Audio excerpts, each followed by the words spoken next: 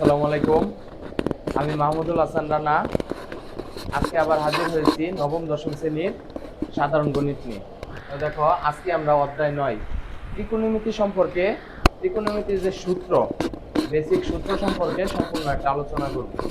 তো ত্রিকোণমিতি আমাদের মোট অনুপাত হচ্ছে 6টা অনুপাত। ত্রিকোণমিতির অনুপাত আমাদের 6টা: সাইন, কস, ট্যান, কট, সেক, কোসেক। আমাদের অনুপাতগুলো হচ্ছে সাইন, তারপর হচ্ছে কস, তারপর টেন, কট, সেক,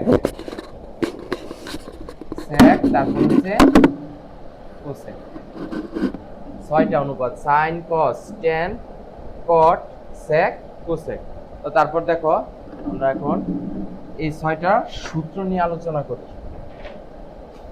প্রথমে হয়েছে আমাদের সাইন থিটা।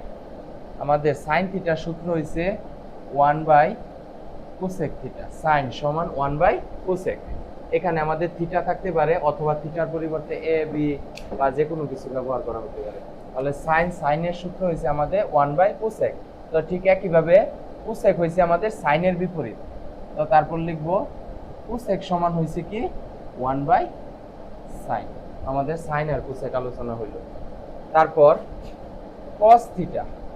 আমাদের কস থিটা সমান হয়েছে 1 বাই সেক থিটা।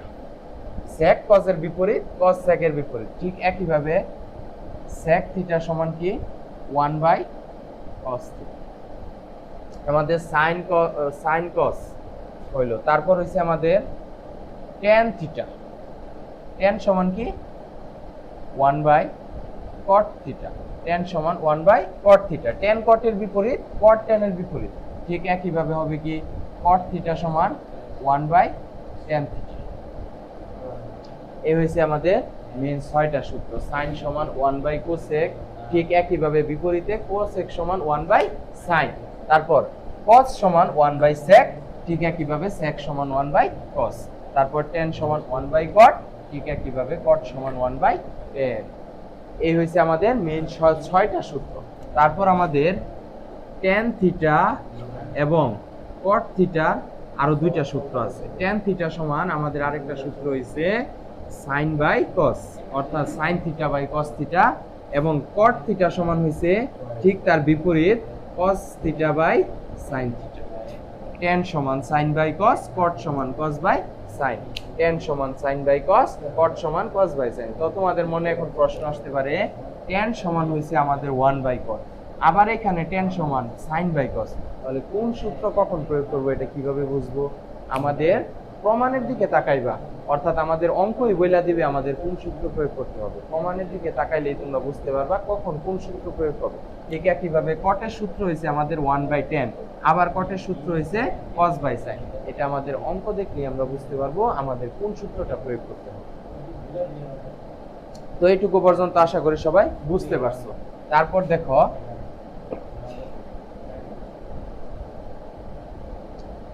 তারপর হইছে আমাদের এরকম, আমাদের প্রথম সূত্র সাইন আর কস নিয়া। Sine square theta plus cos square theta সমান সমান 1।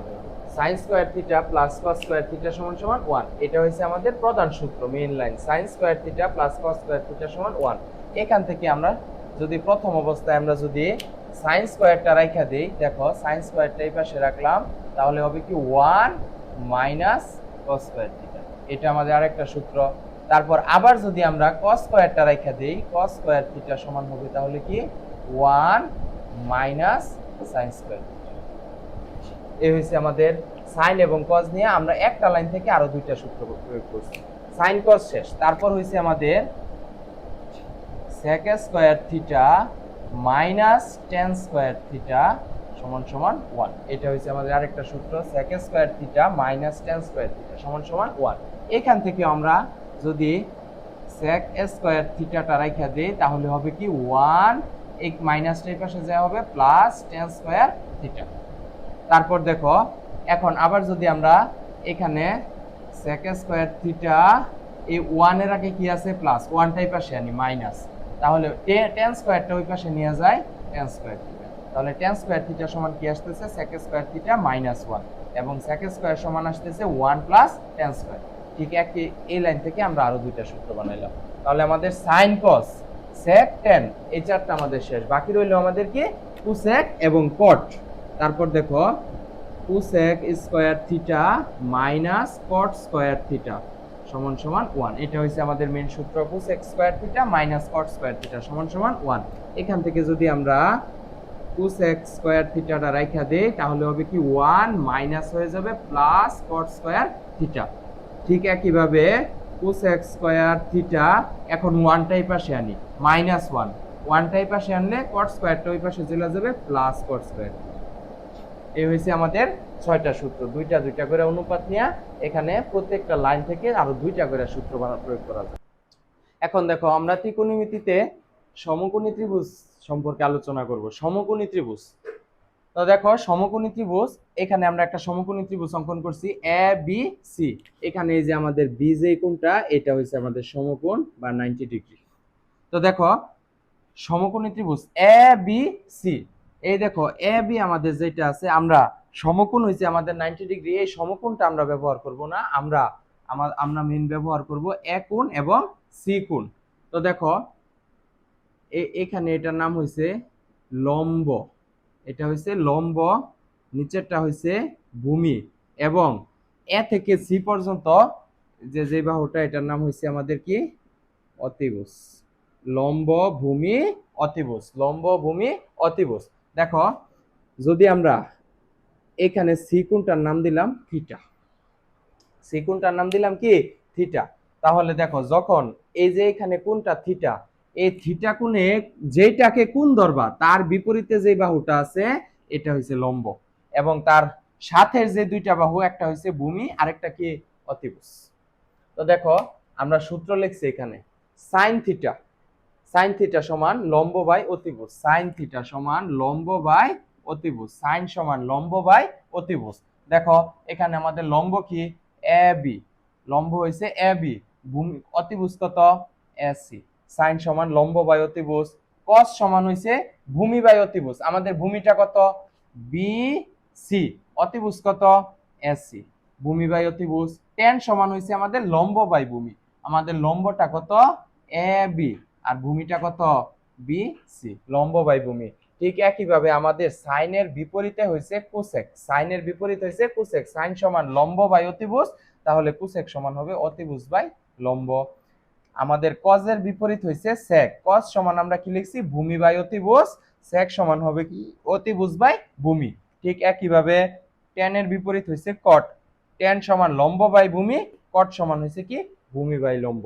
তো এখন দেখো যখন আমরা এই কোণটা থিটা ধরি তখন আমাদের লম্ব হইছে এটা এ বি, আমরা যখন থিটা কোণ ধরবো তখন আমাদের লম্বটা হইছে কি এ বি, এ বি হইছে আমাদের লম্ব, এবং আমাদের ভূমিটা কি হবে বি সি, এটা হবে আমাদের ভূমি।